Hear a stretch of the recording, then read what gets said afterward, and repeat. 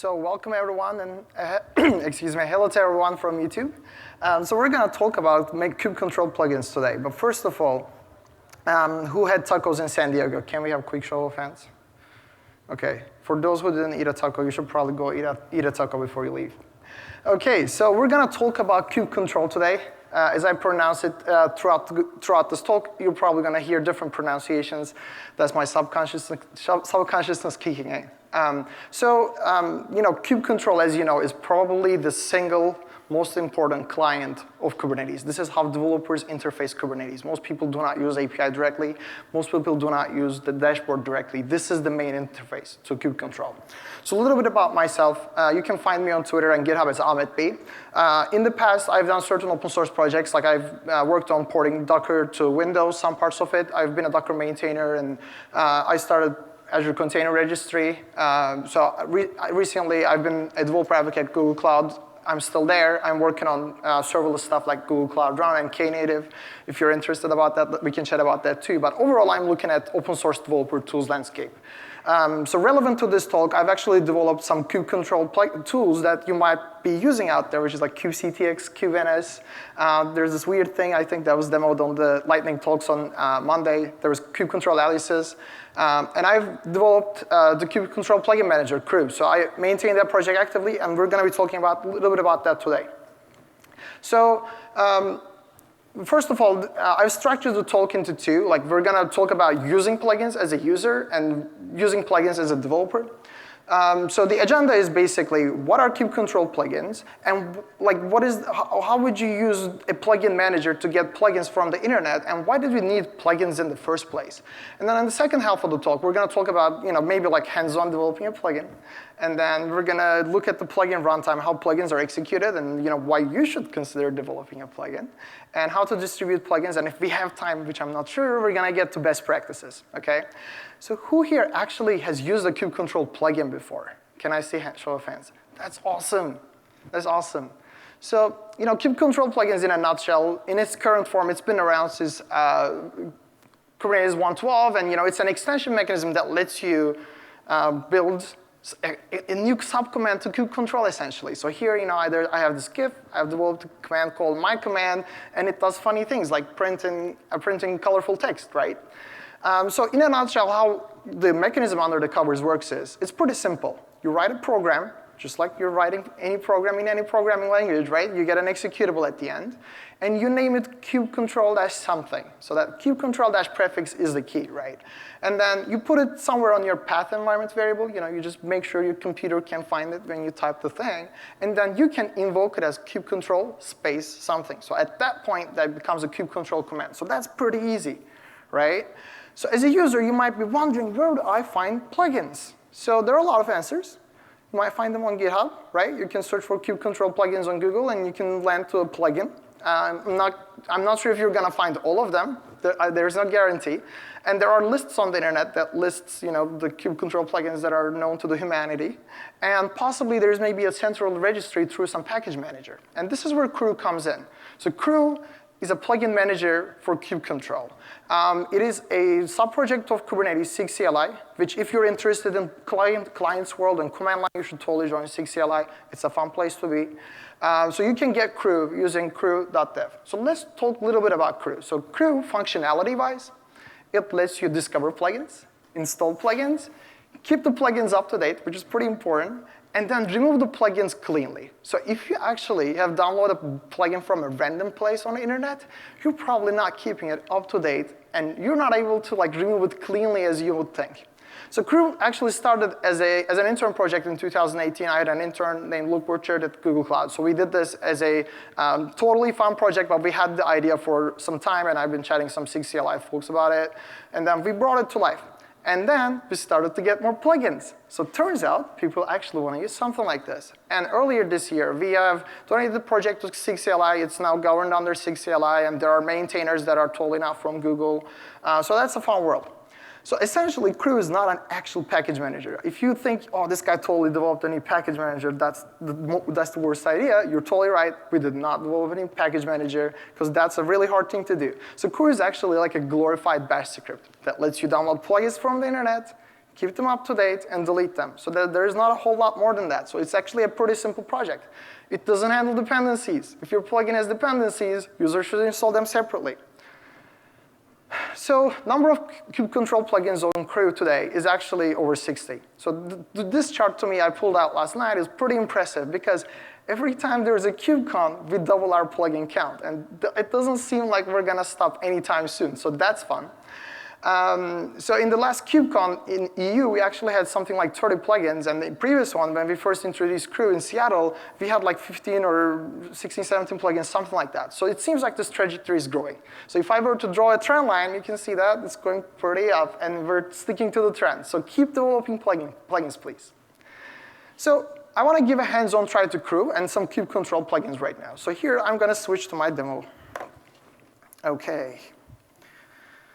All right, let's bring up a terminal. Cool. OK. So as you might know, you need to install Krew, first of all. So Krew is this package manager, your plugin manager. I don't want to say package manager, but here it says package manager, so I can't lie to you about that. Sorry about that.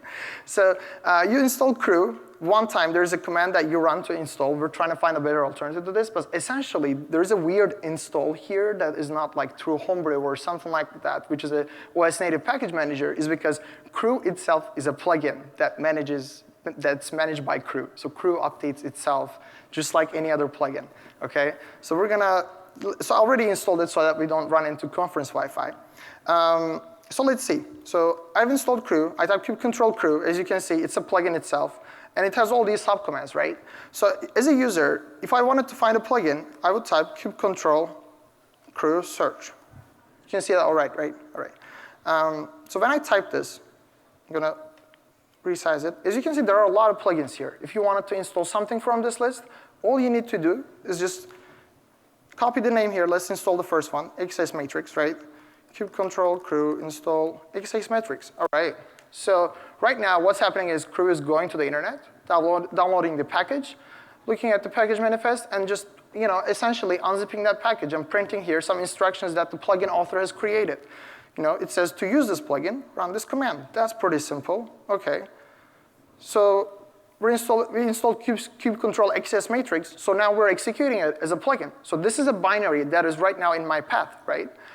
So this is going to take a while, I assume, because of the internet. But essentially, what this plugin does is it shows you which API groups you have permission to operate on. And it seems like, as a user, I'm the administrator, so I have permission to do everything.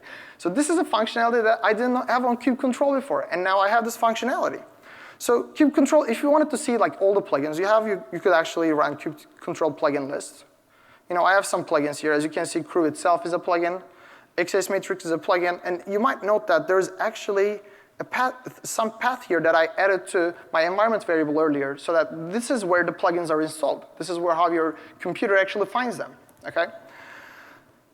OK, so what do we have here? So if I wanted to delete that, for example, I can do like KubeControl Krew upgrade. So let's see if any of the plugins actually have updates. OK, it seems like a plugin has an update. So we're actually downloading an update right now. I don't know how long it's going to take on the conference Wi-Fi. It seems like I upgraded a plugin called Who Am I. That's cool. So just like that, I get that package manager experience without having to implement a package manager fully, right? OK. So let's go back to the slides. OK. So why did we need KubeControl plugins in the first place? You might wonder. First thing, people want to add new subcommands to KubeControl all the time. Look at all these issues. I didn't open them. You opened them. So feel free to take your time and read actually the titles from some of these issues. They're all valid. They're all essentially saying, I have this functionality that it seems like we should definitely have in KubeControl. So why don't we add it to the KubeControl core directly? So this makes perfect sense, right? And the second thing is, a lot of people have opinions about how things should be done, right? You can't help it. This is open source. So look at this. This is a bunch of tools that are developed around KubeControl that do one thing. They tail Kubernetes logs. Why do we have all these tools? Actually, this is an incomplete list. This is only the projects that have like more than 100 stars that do this. There are a ton more that has fewer than 100 stars that do the same thing. There are 100 tools out there to tail Kubernetes logs because everyone thinks we should do it differently, right? And the third is reaching consensus in the open source is not trivial. This is a big. It's not an issue. It's just by design.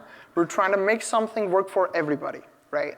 So here's an issue that my colleague at Microsoft, actually, Cole Mickens, opened in 2016. I was there at Microsoft, and Cole complained about this issue to me many times. He says, why don't we make an environment variable so I can set my current current context and namespace through an environment variable in my shell so that I don't have to type -- context -- namespace all the time. Makes perfect sense. So this issue was opened in 2016. When did you think we closed this issue? Like 1 year? Any hands? 3 years. 2 years? 3 years? More than 3 years. That's correct. Okay, so we closed this issue in August this year. And there are all the support is there. There are all these upvotes, all these hearts, nothing negative about it, and that's okay. Maybe this is not, we can't do everything in the core, and that makes sense. We can't just keep adding environment variables, right? Like we can't keep adding more surface, and because we have to maintain it forever, right?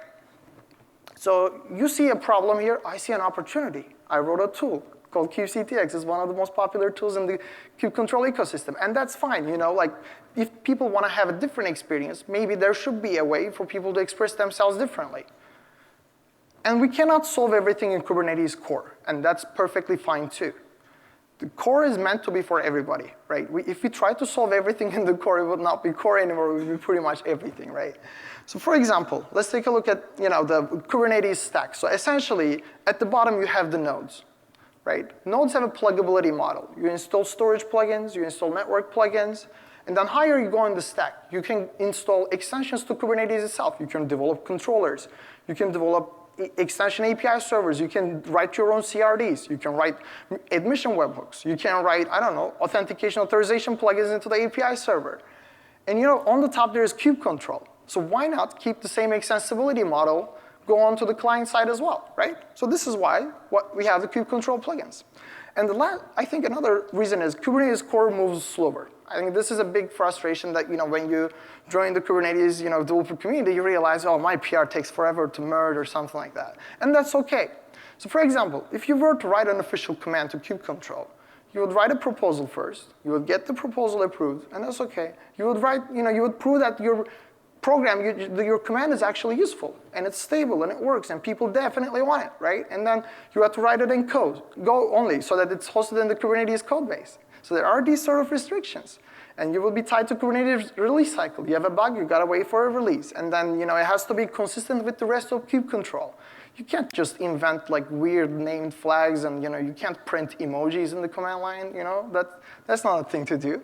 And then essentially a new command takes like sometimes years to stabilize. Like KubeControl plugins mechanism actually took over a year to stabilize. If you gotta be patient, you gotta put your heart into it to make it happen. But on the plugin side, there are no restrictions. You can go home, write a plugin today, distribute it like I did on several occasions, and then you're free. In 10 minutes, you can have a public plugin that's used by everyone, So this is another reason. And then sixth reason is pretty interesting. People are actually creative, This was not that slide. Yeah, I was trying to show this. So, people write plugins that have, like weird, tree views, and people create tables on the command line, and people actually take it a step further. There are UI-based plugins now. There is a project called Kui, which is KUI. It's trying to create GUI-based plugins. So this is pretty experimental, but that's the whole point. We actually want to allow safe experimentation without hurting the core itself, right? So, for example, there's a command, there has been several plugins that are trying to solve the debug problem. We want to have a debug subcommand in KubeControl maybe. There has been proposals, someone added like ephemeral container support to the API and the node, and then they're trying to figure out there should be a KubeControl subcommand. So there has been kept proposals out there, but essentially, to make sure we're doing the right thing, we need to get a lot of user input. And this is the plugins is where it can happen. You can write a plugin, put it out there, and then you would get user feedback immediately. In fact, I think maybe I heard from someone, there's a KubeControl debug plugin that was showed on the keynote stage today or something like that. So, we want to let people experiment, and we want to graduate the successful ones. We want to get the ideas and figure out what's the right thing to do, and then move on to the next thing. So let's talk about developing plugins. I talked about how to write a plugin earlier. You need to write your application, and then you need to make it executable, name it KubeControl - something, and then put it in your path, and then you need to invoke that as QControl space something. So this is, in a nutshell, how plugins work. So let's develop a plugin. I'm going to do that in a second. But essentially, I want you to check out this repository, sample CLI plugin. This has a pretty good Go repository with most things already set up. All the command line flags handling, kubeconfig environment variable, and most other things are already in place, okay? So like you should just fork it and try developing your plugins with that. So here, I'm going to do something different.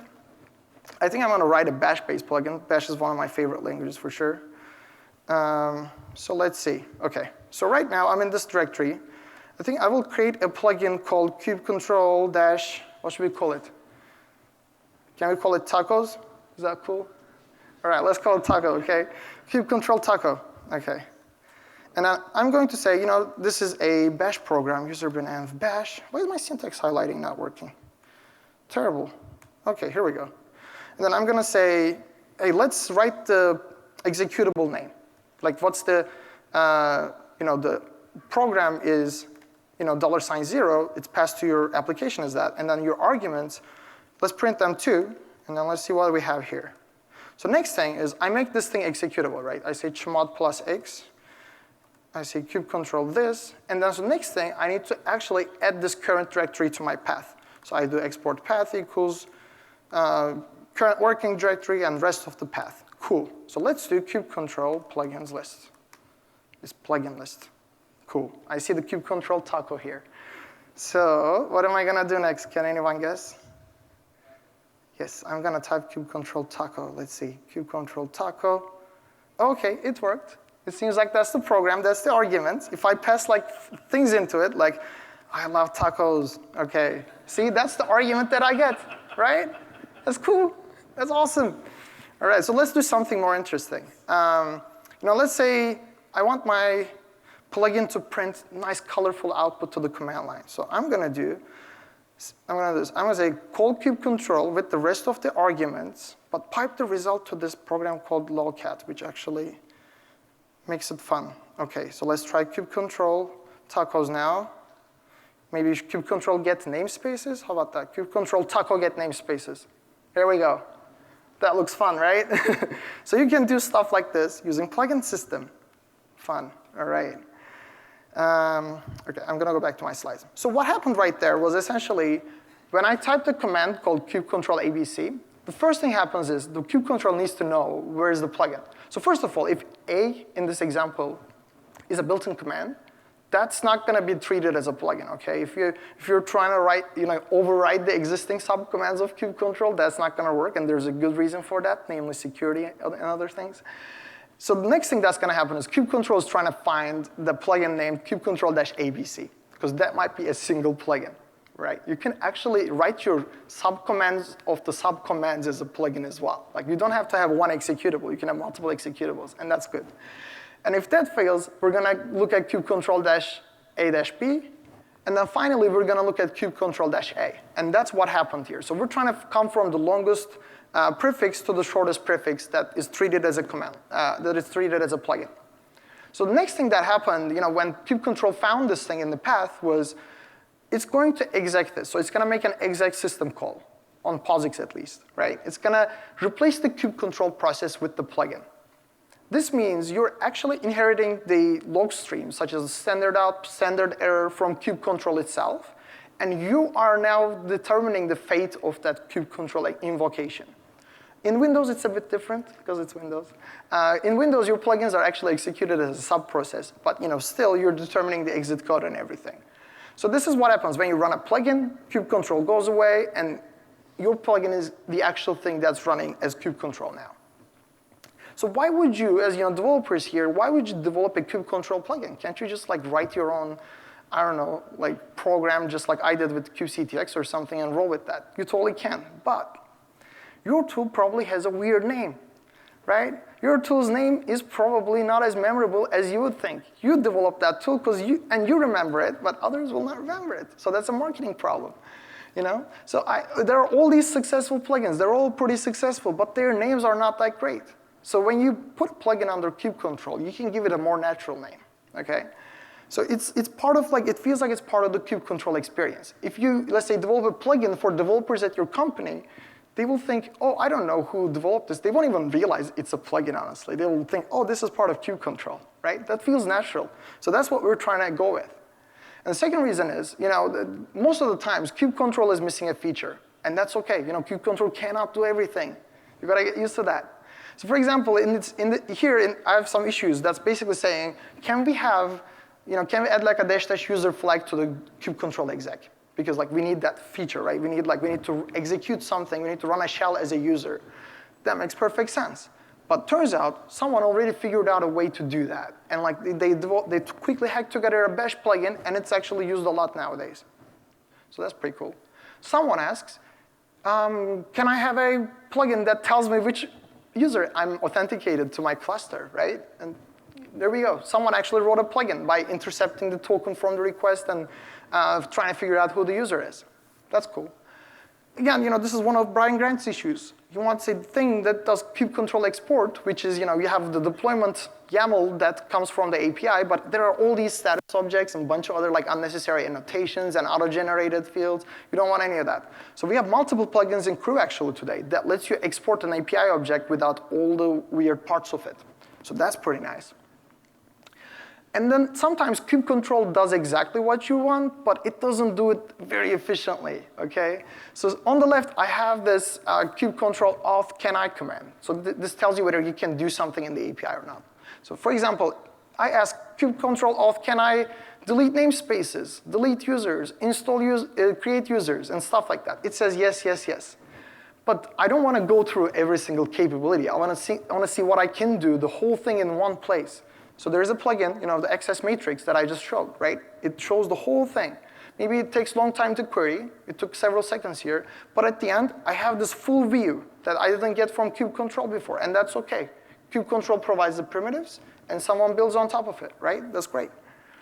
So another example with QControl auth CANI, right? For example, I want to say, can I delete a namespace as jeff@google.com or tom@google.com? But I'm trying to figure out who can delete a namespace. That's what I'm trying to do, right? So someone wrote a plugin that shows you who can delete namespaces. And that's literally called QControl, who can delete namespaces, right? And in this case, I'm listing all the users. I'm just matching all that users from the RBAC database, and I'm matching them with the API groups and objects, and I can merge them together to see who can actually delete namespaces. So brilliant plugin idea. That's awesome. Let's see. So let's say you have a plugin, right? Let's say you have a plugin. What do? What's the next thing to do? You have this great idea. You totally implemented it. It works perfectly. So the next thing is to bring it to your users. OK, so plugin developers have these problems. How can people hear about my plugin? This is more important than you would think. If you don't want your project to die and be a fun thing only, you need users, right? You need to get feedback. You need to make it a real thing. There are a lot of successful plugins out there today, by the way. There are almost maybe plugins with 1,000 stars out there, and because they're super useful. For example, how would you package your plugins for others to install? Have you thought about this before? Would you make them do Go Get? What if they don't have Go? Should they download a bash script? Should they, I don't know, how should they download your plugin written in Python? Should they use pip install? There are questions here. And how can I deliver updates to my users? It's not one time. Almost no software is delivered one time, unless you're the author of GNU Core Utils or something. Even they need to update things on your computer, right? So if you're a QControl plugin developer, this is exactly where Krew Plugin Manager can come and help, OK? So what you're trying to do is get your plugins to the user. But in reality, you have users all over the place. You have users on Mac and Windows. Has anyone ever packaged something for Chocolatey Package Manager on Windows? 2 people, exactly, right? You don't want to leave all these Windows people out, right? And then Linux, I personally have never packaged anything for Linux because I don't want to learn about all these packaging things. I don't work at Red Hat or anything like that, or Canonical. I don't understand the package managers at all. I'm pretty sure I'm going to mess it up if I get into that world. So I don't want to learn that.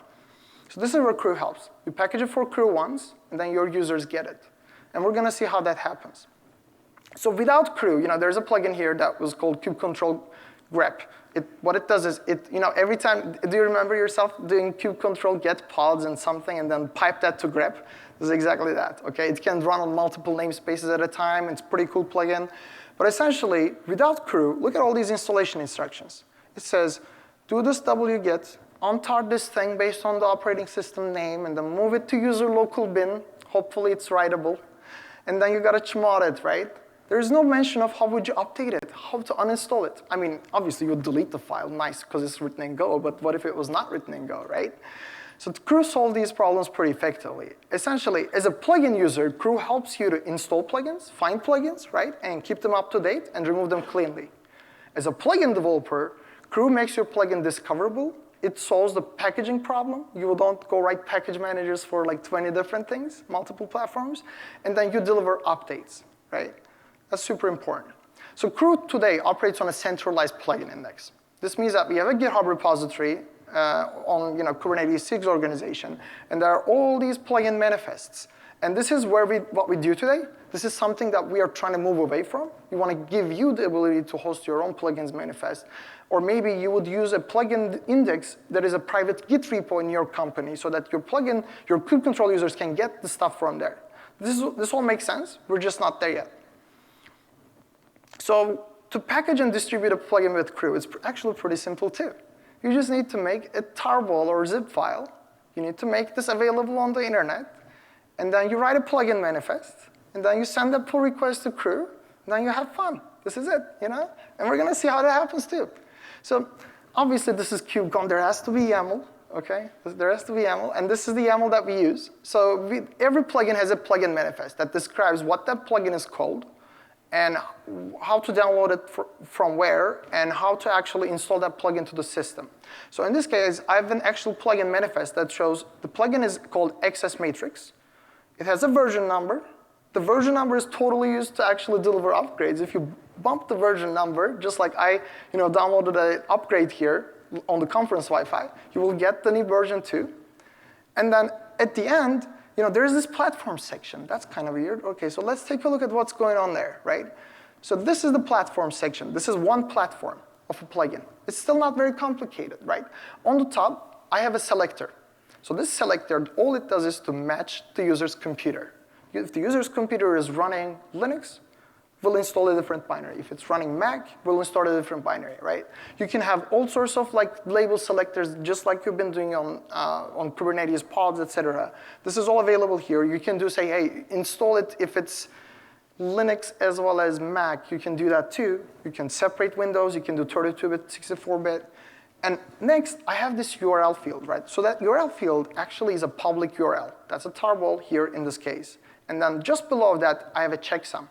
This checksum is important because we don't want people to change the archives without actually changing the version number. And this is all for security reasons, et cetera, because we actually review plugins.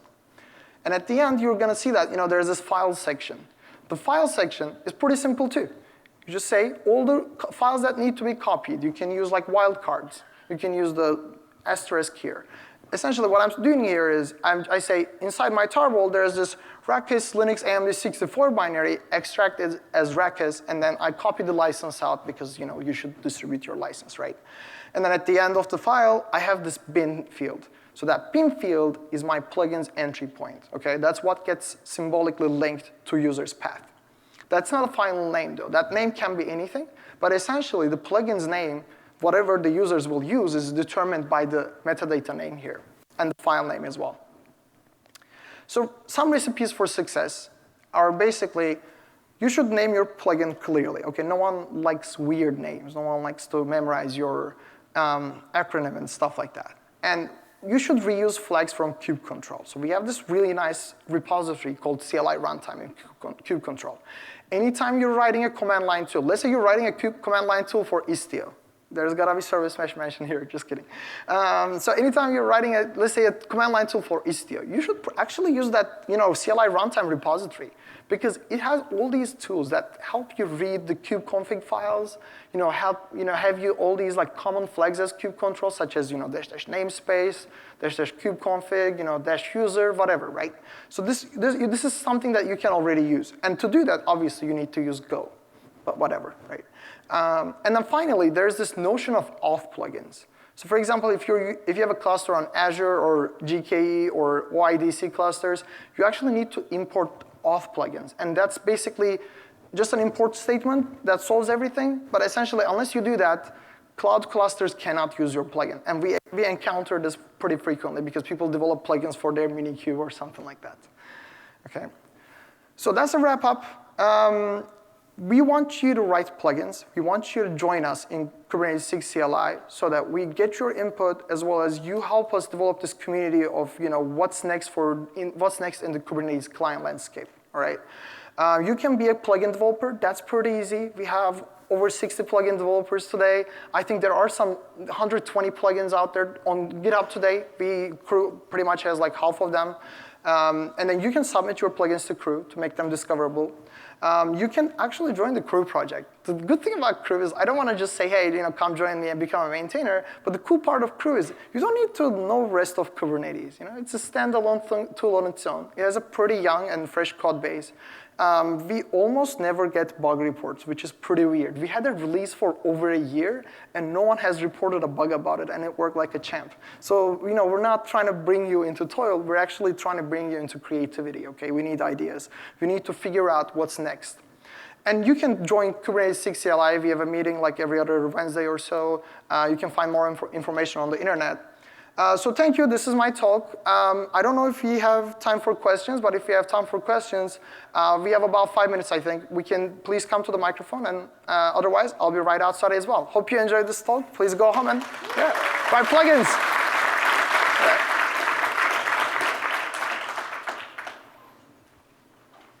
Thanks, mate. That was awesome. Question about auto-completion. Is there anything in the whole plugin space that helps with auto-completion? The plugin gets the benefit of that? Right now, we do not have auto-completion. That's pretty sad, right? Because the whole thing that makes QControl pretty usable and effective day-to-day is auto-completion.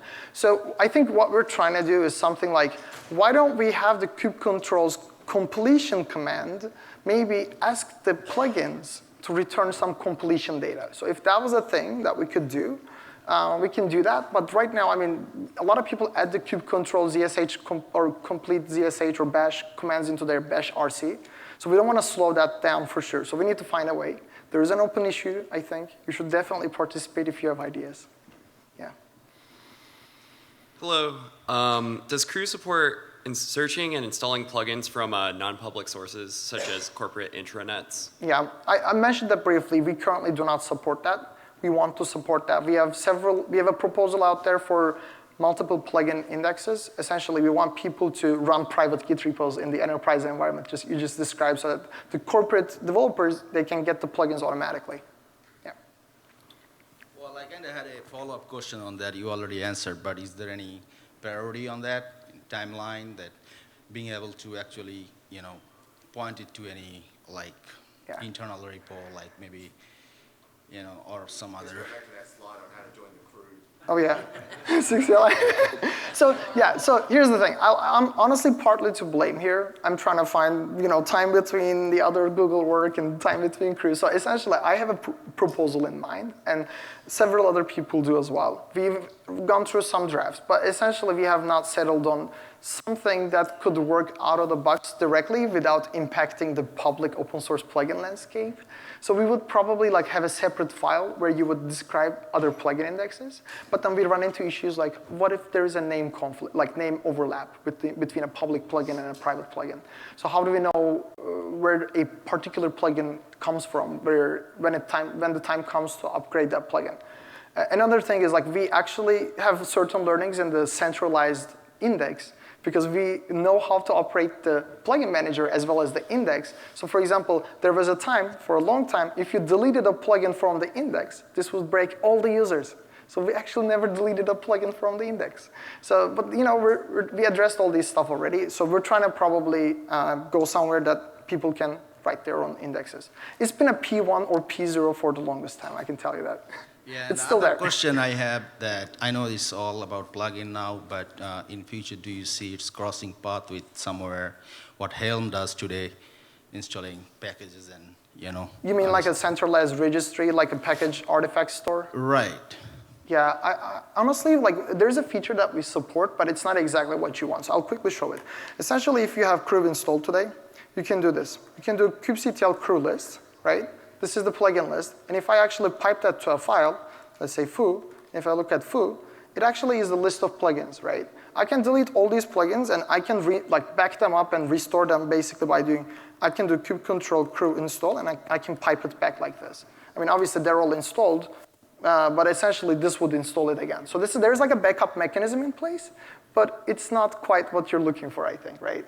But yeah, I think we didn't think of like a artifact store or anything like that. Essentially, we want things to, I think, come from Git or something like that. But if you have ideas, let's chat. All right. Well, I have actually one question Yes. as well. Do you ever see any of the actual current subcommands moving into this pattern? Moving into, say again? Into the plugin pattern. So thinking apply moving into that same exact thing so that kubectl is more of a shim at that point. Well, actually, Maciej is right here. Maciej is our SIG CLI lead. Maciej, why don't you answer that? You want to go up there and answer that, please? Because I don't have an answer. I can't answer that authoritatively, I think. Do you ever see that kubectl standard subcommands moving into the plugin mechanism since it's already Standard commands? We do.